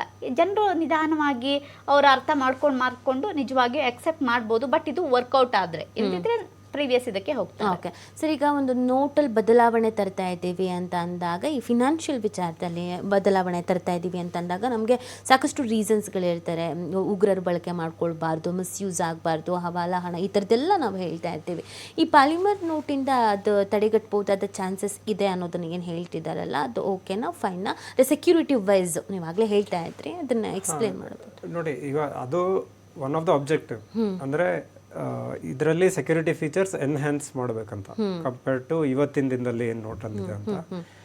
ಬಟ್ ಅದು ಯಾವ ರೀತಿ ಸೆಕ್ಯೂರಿಟಿ ಫೀಚರ್ಸ್ ಅದು ಹೇಗೆ ಇಂಪ್ಲಿಮೆಂಟ್ ಆಗುತ್ತೆ, ಅದನ್ನು ಬೇರೆಯವ್ರಿಗೆ ಕಾಪಿ ಮಾಡೋಕ್ಕಾಗುತ್ತಾ ಇಲ್ವಾ, ಅದೆಲ್ಲ question will be addressed in the pilot phase. ಇವಾಗ ನಮ್ಮದು ಯಾವಾಗ ಸ್ಟಾರ್ಟ್ ಆಗುತ್ತೆ ಇದು ಪ್ರಾಜೆಕ್ಟ್, ನೋಟ್ ಸರ್ಕ್ಯುಲೇಷನಿಗೆ ಬಂದ ಮೇಲೆ ಒಂದು ಐಡಿಯಾ ಸಿಗುತ್ತೆ. ಅಂದರೆ ಇದ್ರ ಫೀಚರ್ಸ್ ಎಷ್ಟು ಬೆಟರ್ ಇದೆ ಕಂಪೇರ್ಡ್ ಟು ಎಕ್ಸಿಸ್ಟಿಂಗ್ ನೋಟ್ಸ್, ಇದನ್ನು ಟ್ಯಾಂಪರ್ ಎಷ್ಟು ಮಾಡ್ಬೋದು, ಇದನ್ನು ಎಷ್ಟು ರೀಕ್ರಿಯೇಟ್ ಮಾಡ್ಬೋದು. ಸೊ ಆ ಡೀಟೇಲ್ಸ್ ಬೇಸಿಸಲ್ಲಿ ನಮಗೆ ಇನ್ಫಾರ್ಮೇಷನ್ ಸಿಗ್ಬೋದು ಇನ್ ಫ್ಯೂಚರಲ್ಲಿ, that the features are better ಅಂತ. ಬಟ್ ಇವತ್ತಿನ ದಿನದಲ್ಲಿ ಮೇಡಮ್ ಹೇಳಿದ್ರು, ಬೇರೆ ಬೇರೆ ಕಂಟ್ರಿಯಲ್ಲಿ ಆಲ್ರೆಡಿ ಯೂಸ್ ಆಗ್ತಾ ಇದೆ, it has better security features ಅಂತ. ನಮ್ಮದ್ರಲ್ಲಿ ಒಂದು ಸೆಕ್ಯೂರಿಟಿ ಫೀಚರ್ಸ್ ಇರುತ್ತೆ, ಇನ್ನೊಂದರಲ್ಲಿ ಅದನ್ನು ಕಾಪಿ ಹೇಗೆ ಮಾಡ್ತಾರೆ ಅನ್ನೋದನ್ನು ಇಂಪಾರ್ಟೆಂಟ್ ಆಗುತ್ತೆ. Less chances of it being copied, ಆವಾಗ ಫೀಚರ್ಸ್ ವಿಲ್ ಬಿ ಬೆಟರ್ ಅಂತ. ಇವತ್ತಿನ ದಿನದಲ್ಲಿ ನಮ್ಮದು ಎಕ್ಸಿಸ್ಟಿಂಗ್ ನೋಟ್ಸಲ್ಲೂ ತುಂಬ ಫೀಚರ್ಸ್ ಇದೆ, ಆದರೂ ಯಾರು ಕೌಂಟರ್ ಫಿಟ್ ಪ್ರಿಂಟ್ ಮಾಡ್ತಾರೆ they are not able to 100% ಮಾಡ್ತಾ ಇಲ್ಲ, but they are doing it enough. ಅಂದರೆ ಎಷ್ಟು ಅಗತ್ಯ ಇದೆ ಅಷ್ಟು ಮಾಡಿಬಿಟ್ಟು ಅವ್ರು ಸರ್ಕ್ಯುಲೇಷನಲ್ಲಿ ತರ್ತಾ ಇದ್ದಾರೆ. ಇದರಲ್ಲಿ ಆ ಚಾನ್ಸಸ್ ಕಡಿಮೆ ಆದರೆ it is a benefit for the country. But ನಾವು ನೋಡಬೇಕು ಅದು ಯಾವ ಥರ ಆಗುತ್ತೆ. ಸರ್ ಮ್ಯಾಮ್, ಈಗ ನಾವು ಏನಾದರೂ ಬಳಕೆ ಮಾಡ್ತಾ ಇದ್ದೀವಿ ಅಂತಂದರೆ ಅದು ನಮಗೆ ರೀಸೈಕಲ್ ಆಗುತ್ತಾ, ಯೂಸ್ ಆಗುತ್ತಾ, ಮತ್ತು ಪರಿಸರ ಸ್ನೇಹಿನ, ಈ ಥರದ್ದೆಲ್ಲ ನಾವು ನೋಡ್ತಾ ಬರ್ತೀವಿ. ಸೊ ಈಗ ಪಾಲಿಮರ್ ನೋಟ್ ಅಂತ ಬಂದಾಗ ಅದನ್ನು ನಾವು ಮತ್ತೆ ಹೆಂಗೆ ಬಳಕೆ ಮಾಡ್ಕೋಬೋದು, ಅಥವಾ ಅದು ಪರಿಸರ ಸ್ನೇಹಿ ಆಗಿದೆಯಾ ಅಥವಾ ಇಲ್ವಾ, ಇದೊಂದು ಪ್ರಶ್ನೆ ಜನಸಾಮಾನ್ಯರಲ್ಲಿ ಇರ್ತಾರೆ. ಅಬ್ವಿಯಸ್ಲಿ ಈಗಿನೂ ಶುರು ಆಗಿರೋದ್ರಿಂದ ಅದನ್ನೆಲ್ಲ ಗಮನದಲ್ಲಿ ಇಟ್ಕೊಂಡೇ ಇರ್ತಾರೆ. ಬಟ್ ಹೆಂಗೆ ಇರಬೇಕಾಗತ್ತೆ ಅಂತ. ಡೆಫಿನೆಟ್ಲಿ ಈಗ ನಾವು ಕಾಗದದ ನೋಟ್ ಅಂತ ಹೇಳಿದ್ರೆ ಅದು ಪರಿಸರ ಸ್ನೇಹಿ. ಅದೀಗ ಸ್ವಲ್ಪ ಒಂದು ಅಂದ್ರೆ ನೀರ್ ತಾಗಿದ್ರೆ ಅದು ಇದಾಗುತ್ತೆ, ಒದ್ದೆ ಆಗಿ ಹೋಗದಾಗ. ಸೊ ಅದು ತುಂಬಾ ಪರಿಸರ ಸ್ನೇಹಿ. ಈಗ ಪಾಲಿಮರ್ ಅಂತ ಹೇಳಿದ್ರೆ ಅದು ಪ್ಲಾಸ್ಟಿಕ್ ಇದು ಅಲ್ವಾ. ಸೊ ಅದಕ್ಕೆ ಒಂದ್ ರೀತಿ ಅಂತ ಹೇಳಿದ್ರೆ ಟೈಮ್ ತಗೊಳ್ತಾರೆ, ಯಾಕಂತ ಹೇಳಿದ್ರೆ ರೀಸೈಕ್ಲಿಂಗ್ ಅದಕ್ಕಂತ ಅದ್ರದ್ದು ಬೇರೆ ಸಿಸ್ಟಮ್ ಎಲ್ಲ ಇದೆ, ಅದ್ರದ್ದು ಲಾಂಗ್ ಪ್ರೊಸೆಸ್. ಅದು ನಾವು ಹೇಳುವಷ್ಟು ಅದು ಈಸಿ ಇಲ್ಲ. ಈಗ ಫಸ್ಟ್ ಏನಂತ ಹೇಳಿದ್ರೆ ಇಂಟ್ರೊಡ್ಯೂಸ್ ಮಾಡ್ತಾ ಇದ್ದಾರೆ RBI ಅವರು, ಇದು ವರ್ಕೌಟ್ ಆಗುತ್ತಾ ಅಂತ. ಎಲ್ಲಾದ್ರೂ ಇದು ಆಗ್ಲಿಲ್ಲ ಲಾಂಗ್ ಟರ್ಮ್ ಅಲ್ಲಿ ಅಂತಿದ್ರೆ ಅದನ್ನ ಪುನಃ ವಾಪಸ್ ತಗೊಂಡು ಪುನಃ ನಮ್ಮ ಕಾಗದ ನೋಟುಗಳೇ ಬರುವಂತ ಚಾನ್ಸಸ್ ಇದೆ. ಅದು ಅಲ್ಲದೆ ಏನಂತ ಹೇಳಿದ್ರೆ ಈಗ ಸ್ಟಾರ್ಟಿಂಗ್ ಅಲ್ಲಿ ಇದರಲ್ಲಿ ಒಂದು ಏನಂತ ಹೇಳಿದ್ರೆ ಮುದ್ರಣ ವೆಚ್ಚ ಹೆಚ್ಚಾಗಿರುತ್ತೆ. ಯಾಕಂತ ಹೇಳಿದ್ರೆ ಈಗ ಅದು 10 ರೂಪಾಯಿ 20 ರೂಪಾಯಿನ ಹೇಳಿದ್ರೆ 200 ಕೋಟಿ ತನಕ, ಅಂದ್ರೆ 10 ರೂಪಾಯಿದು 100 ಕೋಟಿ ಮತ್ತೆ 20 ರೂಪಾಯಿದು 100 ಕೋಟಿ ಅಂದ್ರೆ 200 ಕೋಟಿ. ಮತ್ತೆ ಅದು ಹೇಳಿದ್ರಲ್ಲ ಸರ್, ಅಂದ್ರೆ ATM ಮೆಷಿನ್ ಇರ್ಬೋದು, ಇಂಕ್ ಇರ್ಬೋದು, ಅದಕ್ಕೆ ಸಿಕ್ಕಾಪಟ್ಟೆ ಇನ್ವೆಸ್ಟ್ಮೆಂಟ್ ಮಾಡ್ಬೇಕು ಅಂತ. ಸೊ ಆವಾಗ ಏನಾಗುತ್ತೆ ಅಂತ ಹೇಳಿದ್ರೆ ಈಗ ಮರುಮುದ್ರಣ ಕಡಿಮೆ ಆಗುತ್ತೆ. ಯಾಕಂತ ಹೇಳಿದ್ರೆ ಇದು ಕಾಗದದ ನೋಟು ಹೇಳಿದ್ರೆ ಇದು ಪಾಲಿಮರ್ ಪ್ಲಾಸ್ಟಿಕ್ ಅಷ್ಟು ಬೇಗ ಇದಾಗಲ್ಲ. ಸೊ ಅಂದ್ರೆ ಮುದ್ದೆ ಆಗಲ್ಲ, ಅದು ನೀರು ಮತ್ತೆ ತೇವಾಂಶ ತೇವಾಂಶಕ್ಕೆ ನಿರೋಧಕವಾಗಿರುತ್ತೆ. ಅದಕ್ಕೋಸ್ಕರ ಅದು ಅಷ್ಟು ಲಾಂಗ್ ಟರ್ಮ್ ಅಲ್ಲಿ ನಮಗೆ 2 to 4 ಟೈಮ್ಸ್ ಕಾಗದದ ನೋಟುಗಿಂತ ಯೂಸ್ಫುಲ್ ಆಗಿರುತ್ತೆ, ಬಳಕೆಗೆ ಜಾಸ್ತಿ ಇರುತ್ತಲ್ವಾ. ಸೊ ಅದಕ್ಕೋಸ್ಕರ ಏನಂತ ಹೇಳಿದ್ರೆ ಇದು ಕರೆನ್ಸಿ ನಿರ್ವಹಣೆಯಲ್ಲೂ ಕೂಡ ಒಂದು ಒಳ್ಳೆ ರೀತಿಯಾದಂತಹ ಒಂದು ವೆಚ್ಚ ಕಡಿಮೆ ಆಗುತ್ತೆ ಅಂತಾನೆ ಹೇಳ್ಬೋದು. ಅದು ಅಲ್ಲದೆ ನೀವು ಹೇಳಿದ್ರೆ ಈಗ ಯಾವುದೇ ಆಗಲಿ, ಈಗ ಫಸ್ಟ್ ನಾವು RBI ಅವರು ವಿದೌಟ್ ಎನಿ ಏನು ಇದು ಮಾಡದೆ ಯೋಚನೆ ಮಾಡದೆ ಏನು ಮಾಡ್ತಾ ಇಲ್ಲ, ಇದನ್ನು ಮಾಡುವ. ಯಾಕಂತ ಹೇಳಿದ್ರೆ ಬೇರೆ ದೇಶದಲ್ಲಿ ಆಲ್ರೆಡಿ ಸಕ್ಸಸ್ಫುಲ್ ಆಗಿದ್ದಾರೆ, ನಾವು ಯಾಕೆ ಮಾಡಬಾರ್ದು? ನಾವೀಗ ಫಸ್ಟು ನಾವು ದೊಡ್ಡ ಮಟ್ಟದಲ್ಲಿ ಅದನ್ನ ಇಂಟ್ರೊಡ್ಯೂಸ್ ಮಾಡ್ತಾ ಇಲ್ಲ. 10 ರೂಪಾಯಿ ನೋಡುವ, 20 ರೂಪಾಯಿ ನೋಡುವ, ಜನರು ಫಸ್ಟ್ ಅದನ್ನೇ ಯೂಸ್ ಮಾಡುತ್ತಾನೆ. ಈಗ ನೀವು ಹೇಳಿದ ಪ್ರಕಾರ 2,000 ರೂಪಾಯಿ ನೋಟಿಗೆ ಅವ್ರು ಹೋಗ್ಬೋದಿತ್ತು, ಅದು ಹೆಚ್ಚು ಅವರಿಗೆ ಕಾಸ್ಟ್ ಆಗ್ತಾ ಇರಲಿಲ್ಲ, ಕೆಲವರು ಮಾತ್ರ ಯೂಸ್ ಮಾಡ್ತಾರೆ. ಅದು ಅಲ್ಲದೆ ಈಗ UPI ಇದು ಎಲ್ಲ ಡಿಜಿಟಲ್ ಅಲ್ಲಿ ಇದು ಮಾಡೋದಕ್ಕೋಸ್ಕರ 2,000 ಮಾಡ್ಬೋದಿತ್ತು, ಬಟ್ ಅದನ್ನ ಅವ್ರು ಮಾಡಲಿಲ್ಲ. 10 ರೂಪಾಯಿ ಮತ್ತೆ 20 ರೂಪಾಯಿ ಫಸ್ಟ್ ಮಾಡಿ ಪೈಲಟ್ ಪ್ರಾಜೆಕ್ಟ್ ಅನ್ನು ನೋಡುವ, ಅದಾದ್ಮೇಲೆ ಎಲ್ಲಾದ್ರೂ ಸಕ್ಸಸ್ ಆದರೆ ನಾವು ಅದನ್ನ ಯೂಸ್ ಮಾಡುವ ಅಥವಾ ಅದನ್ನ ಮುಂದೆ ಎಕ್ಸ್ಟೆಂಡ್ ಮಾಡುವ ಅಂತ ಅವರು ಪ್ಲಾನ್ ಮಾಡಿದ್ದಾರೆ ಹೊರತು ಈಗ ಅದನ್ನ ಒಂದು ಸಣ್ಣ ಮಟ್ಟದಲ್ಲಿ ಥಿಂಕ್ ಮಾಡ್ತಾ ಇದ್ದಾರೆ. ಸರ್, ನಮ್ಮ ಈಗ ಯಾವುದೇ ಒಂದು ಯೋಜನೆ ಜಾರಿಗೆ ಬರ್ತಾ ಇದೆ, ಎಕ್ಸ್ಪಿರಿಮೆಂಟ್ ಆಗ್ತಾ ಇದೆ ಅಂತಂದರೆ ನಾವು 2 ಆ್ಯಂಗಲ್ಗಳಲ್ಲಿ ನೋಡ್ತೀವಿ. ಒಂದು ಮಧ್ಯಮ ವರ್ಗ ಅಥವಾ ತುಂಬ ಹೈ ಲೆವೆಲ್ ಅಂತಲೂ ನೋಡ್ತೀವಿ, ಸಾಮಾನ್ಯ ವರ್ಗ ಅನ್ನೋದನ್ನು ನೋಡ್ತೀವಿ. ಇನ್ನೊಂದು ನಮ್ಮ ದೇಶದ ಭದ್ರತೆಯ ವಿಚಾರ ಅನ್ನೋದನ್ನು ನೋಡ್ತೀವಿ, ಇನ್ನು ಆಂತರಿಕ ವಿಚಾರ ಅನ್ನೋದನ್ನು ಕೂಡ ನೋಡ್ತೀವಿ. ಈ ಪಾಲಿಮರ್ ನೋಟಿಂದ ನೀವು ಹೇಳ್ತಾ ಇದ್ರಿ ನಮಗೆ ಹೌದು ಭದ್ರತಾ ವಿಚಾರದಲ್ಲಿ ಹೆಂಗಿರುತ್ತೆ ಅಂತ. ಈಗ ಜನಸಾಮಾನ್ಯರದನ್ನು ಗಮನದಲ್ಲಿ ಇಟ್ಟುಕೊಂಡೇ 10 ರೂಪಾಯಿ 20 ರೂಪಾಯಿ ನೋಟ್ಗಳನ್ನು ಬರ್ತಾ ಇರೋದು ಅಥವಾ ಅದನ್ನು ತರ್ತಾ ಇರೋದು ಅಂತ. ಹೆಂಗೆ ಅನುಕೂಲ ಆಗುತ್ತೆ ಜನಸಾಮಾನ್ಯರಿಗೆ? ಯಾವ ಥರ ಅನುಕೂಲ ಆಗುತ್ತೆ ಅಂದರೆ ಈಗ ಪಾಲಿಮರ್ ನೋಟನ್ನು ಜಾರಿಗೆ ತರೋದ್ರಿಂದ ಸಕ್ಸಸ್ ಆಯಿತು ಅಂದರೆ ಜನಸಾಮಾನ್ಯರಿಗಾಗೋ ಅನುಕೂಲ ಏನು? ಜನರಿಗೆ ಈಗಿರುತ್ತಲ್ಲ, ಓಕೆಪ್ಪ ಪಾಲಿಮರ್ ನೋಟ್ ಬಂತು ಅಂದರೆ ನನಗೇನು ಉಪಯೋಗ, ಇದರಿಂದ ನಂಗೆ ಆಗೋದು ಲಾಭ ಏನು? ಈಗೇನು ನೋಟ್ ಯೂಸ್ ಮಾಡ್ತಿದ್ದೀನಿ ಅದನ್ನೇ ಮಾಡ್ತಾಯಿದ್ದೀನಿ, ದುಡ್ಡಿದ್ರೆ ತಾನೇ ಯೂಸ್ ಮಾಡೋಕ್ಕೆ ಅಂತಲೂ ಕೆಲವರು ಹೇಳ್ಬಿಡ್ತಾರೆ. ಸೊ ಏನು ಉಪಯೋಗ ಅಂತ ನೋಡಿ, ಒಂದು ಇವತ್ತು ನಾವು ನೋಟ್ಗಳೇನಿವೆ ಇಟ್ ಈಸ್ ಡ್ಯೂರಬಲ್, ಆದರೆ ಇವಾಗ ನೀರಲ್ಲಿ ಒದ್ದೆ ಆದರೆ ಫಾರ್ ಎಕ್ಸಾಂಪಲ್ ನೀವು ಅದ್ರ ಮೇಲೆ ಏನಾದರೂ ಬರೆದ್ರೆ ಅದೆಲ್ಲ ಡ್ರಾಬ್ಯಾಕ್ಸ್ ಇದೆ. ಓಕೆ, ನೀವು ಇವಾಗ ಪಾಲಿಮರಿಗೆ ಶಿಫ್ಟ್ ಆದರೆ, ಪಾಲಿಮರ್ ನೋಟಿಗೆ ಶಿಫ್ಟ್ ಆದರೆ ಅದರಲ್ಲಿ ಇವಾಗ ಇರೋ ಏನು ಡೆಫಿಷಿಯನ್ಸೀಸ್ ಇದೆ ನೋಟ್ಸಲ್ಲಿ ಅದರಲ್ಲಿ ಸ್ವಲ್ಪ ಕ್ಯೂರ್ ಆಗುತ್ತೆ. ಅಂದರೆ ಜನರು ಏನು ಹೆಚ್ಚಾಗಿ ತಲೆ ಕೆಡ್ಸ್ಕೊಳ್ಳೋ ಅಗತ್ಯ. ಇವಾಗ ನಿಮ್ಮ ಕಿಶೆಯಲ್ಲಿ ದುಡ್ಡಿದೆ, ನೀವು ಮಳೆಯಲ್ಲಿ ಹೋಗ್ತಾ ಇದ್ದೀರಾ, ನೀವು ಜಾಸ್ತಿ ತಲೆ ಕೆಡ್ಸ್ಕೊಳ್ಳೋ ಅಗತ್ಯ ಇಲ್ಲ. ಅಂದರೆ ಇಟ್ ಈಸ್ ಅ ಪಾಲಿಮರ್, ಒಣಗುತ್ತೆ, ನಾನು ರೀಯೂಸ್ ಮಾಡ್ಬೋದು ಅನ್ನೋ ಒಂದು ಕಾನ್ಫಿಡೆನ್ಸ್ ಇರುತ್ತೆ. ಎರಡನೇದಾಗಿ ಇವಾಗ ನಕಲಿ ನೋಟ್ಗಳೇನಿದೆ, ಇವಾಗ ಇವತ್ತಿನ ದಿನದಲ್ಲಿ ಯಾರೇ ನೀವು 500 ರೂಪಾಯಿ ನೋಟ್ ಕೊಟ್ರು ನಮಗೆಲ್ಲ ಡೌಟ್ ಬರುತ್ತೆ. ನಾವೆಲ್ಲ ಹಿಂಗೆ ನೋಡ್ತೀವಿ, ಏನು ಇದು ಅಟ್ಲೀಸ್ಟ್ ಅಂದರೆ ನಮಗೆ ಗೊತ್ತಿರೋ ಫೀಚರ್ಸನ್ನು ನಾವು ಚೆಕ್ ಮಾಡ್ತೀವಿ. ಇವಾಗ ಪಾಲಿಮರ್ ಬರೋದ್ರಿಂದ ಆ ಹಾವಳಿ ಕಡಿಮೆ ಆದರೆ, ನಕಲಿ ನೋಟ್ಗಳ ಹಾವಳಿ ಕಡಿಮೆ ಆದರೆ ಜನರಿಗೆ ನೋಟ್ ಎಕ್ಸ್ಚೇಂಜ್ ಮಾಡೋದ್ರಲ್ಲಿ ಹೆಚ್ಚು ಸಂಕೋಚ ಇರಲ್ಲ. ಇವಾಗ ನೀವು ದುಡ್ಡು ಕೊಟ್ರು, ಇವಾಗ ನಾವು 10-20 ನೋಡ್ತಾ ಇದೀವಿ, ಇವಾಗ ನೆಕ್ಸ್ಟ್ 500 ರೂಪೀಸ್ ನೋಟೇ ಬಂತು ಅಂದ್ಕೊಳ್ಳಿ, ನೀವು ತಗೊಳೋಗ್ಬೇಕಾದ್ರೆ ನಿಮ್ಗೆ ಕಾನ್ಫಿಡೆನ್ಸ್ ಇರುತ್ತೆ. ಇವಾಗ ಫೀಚರ್ಸ್ ರಿಚ್ ಇದ್ರೆ ಇದು ಒರಿಜಿನಲ್ ನೋಟ್ ಅಂತ. ಹೌದು. ಸೊ ಅಂಡ್ ಮೋರ್ ಓವರ್ ನಿಮ್ಗೆ ಅಂದ್ರೆ ನಕಲಿ ನೋಟ್ ಹಾವಳಿನ ಪ್ರಿಂಟ್ ಮಾಡೋ ಹಾವಳಿನ ತಡಿಬಹುದು ಇದರಿಂದ. ಚಿಕ್ಕ ಅಂಗಡಿಯವರು ಅವ್ರಿಗೆಲ್ಲ ನೋಟ್ ಡಿಟೆಕ್ಷನ್ ಮೆಷಿನ್ಸ್ ಎಲ್ಲ ಇಡಕ್ಕಾಗಲ್ಲ. ಕರೆಕ್ಟ್. ನಾಳೆ ಅವರು ನಕಲಿ ನೋಟ್ ತಗೊಂಡ್ರೆ ಅವರು ಬ್ಯಾಂಕಿಗೆ ಹೋಗಿ ಎಕ್ಸ್ಚೇಂಜ್ ಮಾಡೋಕ್ಕಾಗಲ್ಲ. ಸೊ ಚಿಕ್ಕ ಬಿಸ್ನೆಸ್ನವ್ರಿಗೆಲ್ಲ ಇದೆಲ್ಲ ಹೆಲ್ಪ್ ಆಗುತ್ತೆ, especially if the security features ಏನಿದೆ ಅದು ಚೆನ್ನಾಗಿ ಬಂದ್ರೆ, ಅದನ್ನ ಬೇರೆಯವರಿಗೆ ರೀಕ್ರಿಯೇಟ್ ಮಾಡಕ್ ಆಗದೆ ಇದ್ರೆ ಇಕಾನಮಿಯಲ್ಲಿ ಒಂದು ಕಾನ್ಫಿಡೆನ್ಸ್ ಇರುತ್ತೆ ನೋಟ್ ಬಗ್ಗೆ. ಅಂದ್ರೆ ನಾವು ಫ್ರೀ ಆಗಿ ಎಕ್ಸ್ಚೇಂಜ್ ಮಾಡ್ಬೋದು. ಚಿಕ್ಕ ಅಂಗಡಿಯವ್ರಿಗೆ ಏನು ತಲೆ ಕೆಡ್ಸ್ಕೊಳ್ಳೋ ಅಗತ್ಯ ಇಲ್ಲ. ಇಲ್ಲಾಂದ್ರೆ 500 ರೂಪಾಯಿ ಸಿಕ್ಕಿದ್ರೆ ಅವ್ರಿಗೂ ಹೆದರಿಕೆ, ನಾಳೆ ಬ್ಯಾಂಕಲ್ಲಿ ಡೆಪಾಸಿಟ್ ಆಗುತ್ತಾ ಇಲ್ವಾ ಅಂತ. ಕರೆಕ್ಟ್. ಸೊ ಇದೆಲ್ಲ ಬೆನಿಫಿಟ್ ಸ್ವಲ್ಪ ಜನಸಾಮಾನ್ಯರಿಗೂ ಬರ್ಬೋದು ಅನ್ನೋದು ನಮ್ಮ ಅನಿಸಿಕೆ, ಬಟ್ ಪ್ರಯೋಗದ ನಂತರ ಗೊತ್ತಾಗುತ್ತೆ. ಓಕೆ, ಸೊ ಇನ್ನು ಸಾಕಷ್ಟು ಮಾತಾಡೋದಿದೆ. ಅದಕ್ಕಿಂತ ಪ್ಯಾನ್ ವಿಚಾರ ನೋಡ್ತಾ ಇದ್ದಾಗ ನಾನು 60 ದೇಶಗಳು ಇದನ್ನು ಚಾಲ್ತಿಯಲ್ಲಿ ತಂದಿದೆ ಅಂತ, ಕೆಲವು ದೇಶಗಳು ಬೇಡ ಅಂತಲೂ ಹೇಳಿದೆ, ಅದರಲ್ಲಿ ಅಮೆರಿಕ ಕೂಡ ಇದೆ. ಸೊ ವೆಚ್ಚ ಜಾಸ್ತಿ ಆಗುತ್ತೆ, ನಮಗೆ ವೆಚ್ಚ ಭರಿಸೋದಕ್ಕೆ ಕಷ್ಟ ಆಗುತ್ತೆ. ಈಗೇನಿದೆ ಅದನ್ನೇ ನಾವು ಮೇಂಟೈನ್ ಮಾಡ್ತೀವಿ, ಬೇಡ ಅಂತ. ಇನ್ನು ಯುನೈಟೆಡ್ UK ಅವರು ಕೂಡ ಹೇಳ್ತಾ ಇದ್ದಾರೆ, ಬಿಕಾಸ್ ಬೇಡ, ಇದರಲ್ಲಿ ಈ ಪ್ರಾಣಿಗಳ ಮಾಂಸದ ಅಂಶವನ್ನು ಬಳಕೆ ಮಾಡ್ತಾರೆ, ಧಾರ್ಮಿಕವಾಗಿ ನಮಗೆ ಬಳಕೆ ಮಾಡ್ಕೊಳ್ಳೋದು ಕಷ್ಟ ಆಗುತ್ತೆ. ಸಿಖ್ ಸಮುದಾಯದವರು ಬೇರೆ ಬೇರೆಯವರು ವಿರೋಧಿಸ್ತಾ ಇದ್ದಾರೆ. ಸೊ ಇದೊಂದು ವಿಚಾರ ಸುದ್ದಿ ಆಯಿತು ಅಂತಂದರೆ ಪರ ವಿರೋಧ ಚರ್ಚೆಗಳು ಸಹಜವಾಗಿ ಆಗುತ್ತೆ. ಅಯ್ಯೋ, ಪ್ರಾಣಿಗಳ ಮಾಂಸದ ಬಳಕೆ ಮಾಡ್ತಾರಂತೆ, ಆ ಜಲ್ ಬಳಕೆ ಮಾಡ್ತಾರಂತೆ, ದೇವರು ಅಂತ ಅನ್ಕೊಂಡು ಪೂಜೆ ಮಾಡ್ತೀವಿ, ದೇವಸ್ಥಾನದಲ್ಲಿ ಆರತಿ ತಟ್ಟೆಗೆ ಹಾಕ್ತೀವಿ, ಹೆಂಗೆ ಏನು ಎತ್ತ, ಈ ಥರದ್ದೆಲ್ಲ ಚರ್ಚೆಗಳಾಗತ್ತೆ. ನಾನು ಅಮೆರಿಕದ ಬಗ್ಗೆ ಮಾತಾಡ್ತೀನಿ. ಅದಕ್ಕಿಂತ ಮುಂಚೆ ಈಗ UK ಬೇಡ ಅಂದಿರೋ ರೀಸನ್ಸು, ಇದ್ರ ಬಗ್ಗೆ ನಿಮ್ಮ ಅನಿಸಿಕೆ? ಅಂದರೆ ಜನರು ನಮ್ಮಲ್ಲಿ ಧಾರ್ಮಿಕ ವಿಚಾರ ಮನಸ್ಸಿಗೆ ಭಾಳ ನಾಟುತ್ತೆ, ಸೊ ಅದಕ್ಕೆ ಹೇಳ್ತಾ ಇದ್ದೀನಿ. ಒಂದು ಊಹಾಪೋಹಗಳಂತೂ ಇದ್ದೇ ಇರುತ್ತೆ.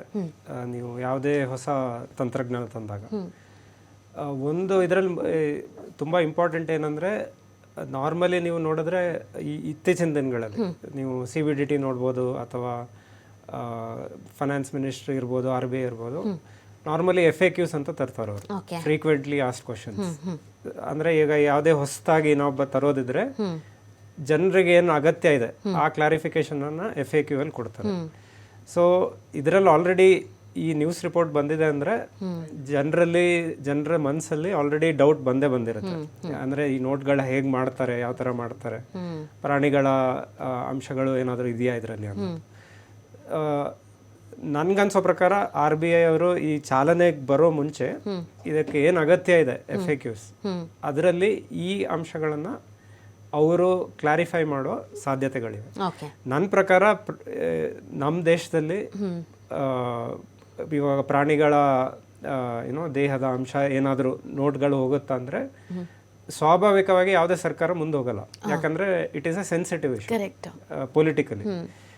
ಸೊ ಹಾಗಿರ್ಬೇಕಾದ್ರೆ ಇವಾಗ ಇವರು ಪಾಲಿಮರ್ ನೋಟ್ ಮಾಡಬೇಕು ಅಂತ ಡಿಸೈಡ್ ಮಾಡಿದಾರಂದ್ರೆ ಲಾಜಿಕಲಿ ಅವರು ಅದನ್ನ ಫ್ಯಾಕ್ಟರ್ ಮಾಡಿರ್ಬೋದು ಅನ್ನೋದು ನನ್ನ ಅನಿಸಿಕೆ. ಆ ಥರ ಇಲ್ಲದೆ ಇರೋ ಟೆಕ್ನಾಲಜಿ ಯೂಸ್ ಮಾಡಿನೇ ಪ್ರಿಂಟ್ ಮಾಡ್ಬೇಕನ್ನೋದು ಸ್ವಾಭಾವಿಕವಾಗಿ. ಇವಾಗ ನಾನೊಬ್ಬ ರಾಜಕೀಯ ವ್ಯಕ್ತಿ ಆಗಿದ್ರೆ ನಾನು ಆ ಥರನೇ ಯೋಚನೆ ಮಾಡ್ತೀನಿ. ಯಾಕಂದ್ರೆ ನಾಳೆ ಯಾರು ಸೆಂಟಿಮೆಂಟ್ ಹರ್ಟ್ ಆಗ್ಬೋದು. And it is a very common thing ಇಂಡಿಯಾದಲ್ಲಿ. ಪೊಲಿಟಿಷಿಯನ್ಸಿಗೆ ಪ್ಲಸ್ ಗೌರ್ಮೆಂಟಿಗೆ it is a very common issue not to hurt any one sentiment. So ಹಾಗಾಗಿ ನನ್ಗನ್ಸೋ ಪ್ರಕಾರ it will be taken care. Plus ತುಂಬ ಇಂಪಾರ್ಟೆಂಟ್ ಏನಂದರೆ RBI should come with FAQ, frequently asked questions. ಈ doubts ಎಲ್ಲ ಏನಿದೆ ಅದನ್ನು ಕ್ಲಾರಿಫೈ ಮಾಡೋದು ಅತ್ಯಗತ್ಯ. ಓಕೆ ಸರ್, ಈಗ ನಾವು ಮುಂದುವರಿತಾ ಇರೋ ದೇಶ, ಅಭಿವೃದ್ಧಿ ಹೊಂದಿರೋ ದೇಶ, ಅವ್ರು ಮಾಡಿಲ್ಲ ಅಂತ ನಾವು ಮಾಡಬಾರ್ದ, ನಾವು ಎಕ್ಸ್ಪೆರಿಮೆಂಟ್ ಮಾಡಬೇಕು, ಫೈನ್. ಅಮೇರಿಕಾ ಅಂತ ದೇಶ ಬೇಡ, ನನಗಿದು ರಿಸ್ಕು ಅಂತ ಅನಿಸುತ್ತೆ, ಜಾಸ್ತಿ ದುಬಾರಿ ಅಂತ ಅನಿಸುತ್ತೆ, ಈಗೇನಿದೆ ಅದು ಓಕೆ ಅನ್ನುತ್ತಿರುವಾಗ ಭಾರತಕ್ಕೆ ತುಂಬ ಸವಾಲು ಅಂತ ಆಗಬಹುದಾ? ನನ್ನ ಪ್ರಕಾರ ಈಗ ಏನೇ ಒಂದು ಹೊಸ ತಂತ್ರಜ್ಞಾನ ಇದ್ದರೆ ನಾವು ಯಾರೋ ಬೇಕು ಅಂತ ನಾವು ಅಡಾಪ್ಟ್ ಮಾಡ್ಕೊಳ್ಬೋದು, ಯಾರೋ ಬೇಡ ಅಂತ ಹೇಳಿದಾರಂತ ನಾವು ಅದನ್ನು ಬಿಡಬಾರ್ದು.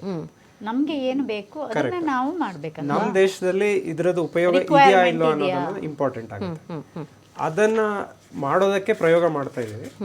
ಸೊ ಪ್ರಯೋಗ ಮಾಡಲಿ, ಅದರದ್ದು ಪ್ರತಿಕ್ರಿಯೆ ಬರಲಿ, ಆಮೇಲೆ ಅದ್ರ ಆಧಾರದ ಮೇಲೆ ನಮ್ಮದು ದೇಶದ ನಿರ್ಧಾರವೇನು ಅದನ್ನು ತಗೊಳ್ಬೇಕು ಅನ್ನೋದು ನನ್ನ.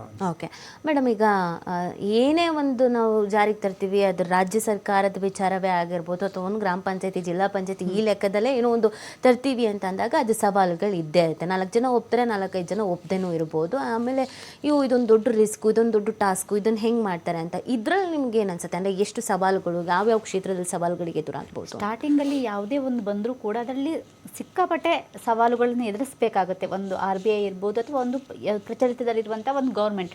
ಸರೇ ಹೇಳಿದ್ರು, ಈಗ ಅಮೆರಿಕದವ್ರು ಬೇಡ ಅಂತ ಹೇಳಿದ್ರೆ ಅವ್ರಿಗೇನೋ ಇದೆ, ಅವ್ರಿಗೆ ಅದು ಸರಿ ಬರ್ತಾ ಇಲ್ಲ ಅಂತ ಹೇಳಿದ್ರೆ ಅದು ಅವರು ರಿಜೆಕ್ಟ್ ಮಾಡ್ಬೋದು.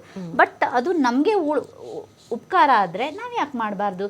ಯಾಕಂತ ಹೇಳಿದ್ರೆ ಅವರಿಗೆ ಆಲ್ರೆಡಿ ಅಲ್ಲಿ ಅದು ಅಂದರೆ ಅಮೆರಿಕ ಅನ್ನುವಂಥದ್ದು ಇದು ಇಡೀ ವರ್ಲ್ಡಲ್ಲಿ ನಂಬರ್ 1 ಡೆವಲಪ್ಡ್ ಕಂಟ್ರಿ.